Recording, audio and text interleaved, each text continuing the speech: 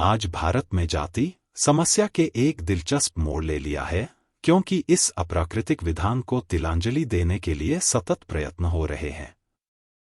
सुधार के ये प्रयत्न जातियों के मूल से संबंधित विवादों से उत्पन्न हुए हैं कि क्या यह प्रथा सर्वोच्च स्तर के आदेशों से हुई या यह विशिष्ट परिस्थितियों में मानव समाज के सहज विकास का प्रतिफल है।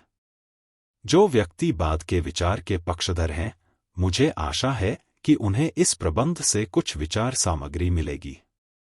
इस विषय के व्यावहारिक महत्व के साथ ही जाति प्रथा एक सर्वव्यापी व्यवस्था है और इसका सैद्धांतिक आधार जानने की उत्कंठा मुझ में जगी।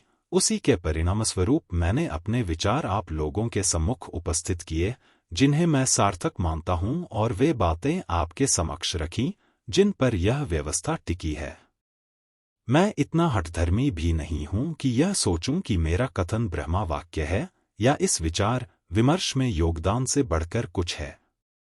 मैं सोचता हूं कि धारा का प्रवाह गलत दिशा में मोड़ दिया गया है और इस आलेख का प्राथमिक उद्देश्य यह बताना है कि अनुसंधान का सही मार्ग कौन सा है, ताकि एक सत्य उजागर हो। हमें इस विषय के विश्लेषण में पक्षपात रहित रहना है। भावनाओं के लिए कोई स्थान नहीं होना चाहिए, बल्कि इस विषय पर वैज्ञानिक और निष्पक्ष रूप से विचार किया जाए। मैं इस बात से प्रसन्न हूं कि मेरा दृष्टिकोण सही दिशा में है। मुद्दे पर जो असहमति है वह तार्किक है, फिर भी कुछ बातों पर सदा असहमति बनी ही रह सकती है। अंत में जहां मुझे इस बात पर गर्व है कि मैंने जाति प्रथा के बारे में एक सिद्धांत प्रतिपादित किया है।